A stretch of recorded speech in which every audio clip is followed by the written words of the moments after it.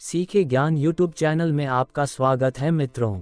ये कहानी मैं सुनाने जा रहा हूँ एक विधवा औरत की, जिसको आप ध्यान से सुने। क्या विधवा औरत एक रखेल हो सकती है? बने रहे इस कहानी के लास्ट तक। तो चलिए शुरू करते हैं। लखिया ठीक ढंग से खिली भी न थी कि मुरझा गई। उसे क्या पता था कि 2 साल पहले जिसने अग्नि को साक्षी मानकर जिंदगी भर साथ निभाने का वादा किया था, वह इतनी जल्दी साथ छोड़ देगा। शादी के बाद लखिया कितनी खुश थी। उसका पति कलुआ उसे जी जान से प्यार करता था। वह उसे खुश रखने की पूरी कोशिश करता। वह खुद तो दिन भर हाड़तोड़ मेहनत करता था, लेकिन लखिया पर खरोंच भी नहीं आने देता था। मोहल्ले वाले लखिया की एक झलक पाने को तरसते थे, पर लखिया की यह खुशी ज्यादा टिक न सकी। कलुआ खेत में काम कर रहा था, वहीं उसे जहरीले सांप ने काट लिया, जिससे उसकी मौत हो गई। बेचारी लखिया विधवा की जिंदगी जीने को मजबूर हो गई, क्योंकि कलुआ तोहफे के रूप में अपना एक वारिस छोड़ गया था। किसी तरह कर्ज लेकर लखिया ने पति का अंतिम संस्कार तो कर दिया, लेकिन कर्ज चुकाने की बात सोचकर वह सिहर उठती थी। उसे भूख की तड़प का भी एहसास होने लगा था। जब भूख से बिलखते बच्चे के रोने की आवाज लखिया के कानों से टकराती, तो उसके सीने में हुक सी उठती। पर वह करती भी तो क्या करती। जिस लखिया की एक झलक देखने के लिए मोहल्ले वाले तरसते थे, वही लखिया अब मजदूरों के झुंड में काम करने लगी थी। गांव के मनचले लड़के छींटाकशी भी करते थे, लेकिन उनकी अनदेखी कर लखिया अपने को कोसकर चुप रह जाती थी। एक दिन गांव के सरपंच ने कहा, बेटी लखिया, बीडीओ दफ्तर से कलुआ के मरने पर तुम्हें 10,000 रुपये मिलेंगे। मैंने सारा काम करा दिया है, तुम कल बीडीओ साहब से मिल लेना। अगले दिन लखिया ने बीडीओ दफ्तर जाकर बीडीओ साहब को अपना सारा दुखड़ा सुना डाला। बीडीओ साहब ने पहले तो लखिया को ऊपर से नीचे तक घूरा, उसके बाद अपनापन दिखाते हुए उन्होंने खुद ही फॉर्म भरा। उस पर लखिया के अंगूठे का निशान लगवाया और 1 हफ्ते बाद दोबारा मिलने को कहा। लखिया बहुत खुश थी और मन ही मन सरपंच और बीडीओ साहब को धन्यवाद दे रही थी। 1 हफ्ते बाद लखिया फिर बीडीओ दफ्तर पहुंच गई। बीडीओ साहब ने लखिया को अदब से कुर्सी पर बैठने को कहा।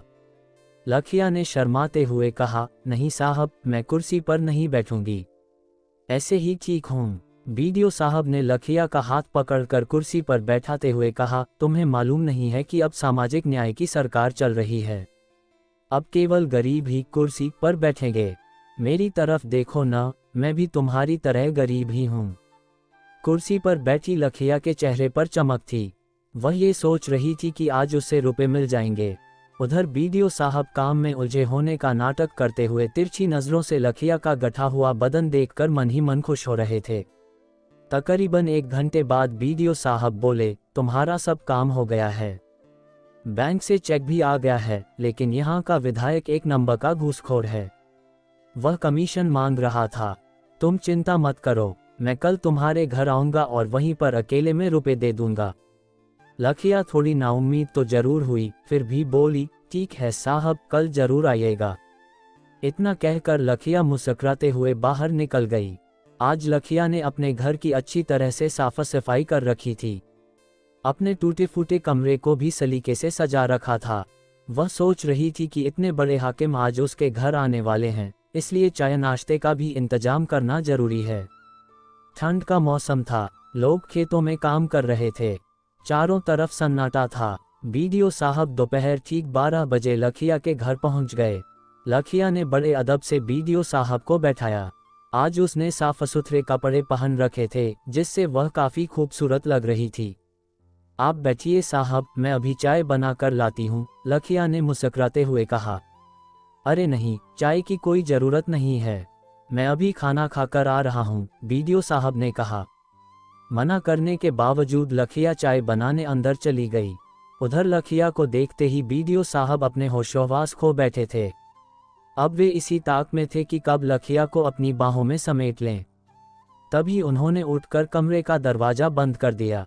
जल्दी ही लखिया चाय लेकर आ गई, लेकिन बीडीओ साहब ने चाय का प्याला लेकर मेज पर रख दिया और लखिया को अपनी बाहों में ऐसे जकड़ा कि लाख कोशिशों के बावजूद वह उनकी पकड़ से छूट न सकी। बीडीओ साहब ने प्यार से उसके बाल सहलाते हुए कहा, देख लखिया, अगर इनकार करेगी तो बदनामी तेरी ही होगी। लोग यही कहेंगे कि लखिया ने विधवा होने का नाजायज़ फ़ायदा उठाने के लिए बीडीओ साहब को फंसाया है। अगर चुप रही तो तुझे रानी बना दूंगा। लेकिन लखिया बिफर गई और बीडीओ साहब के चंगुल से छूटते हुए बोली, तुम अपने आप को समझते क्या हो? मैं 10,000 रुपये में बिक जाऊंगी। इससे तो अच्छा है कि मैं भीख मांग कर कलुआ की विधवा कहलाना पसंद करूंगी, लेकिन रानी बनकर तुम्हारी रखेल नहीं बनूंगी। लखिया के इस रूखे बर्ताव से बीडीओ साहब का सारा नशा काफूर हो गया। उन्होंने सोचा भी न था कि लखिया इतना हंगामा खड़ा करेगी। अब वे हाथ जोड़कर लखिया से चुप होने की प्रार्थना करने लगे। लखिया चिल्ला चिल्ला कर कहने लगी, तुम जल्दी यहाँ से भाग जाओ, नहीं तो मैं शोर मचाकर पूरे गांव वालों को इकट्ठा कर लूंगी। घबराए बीडीओ साहब ने वहां से भागने में ही अपनी भलाई समझी। तो दोस्तों, ये कहानी आपको कैसा लगा?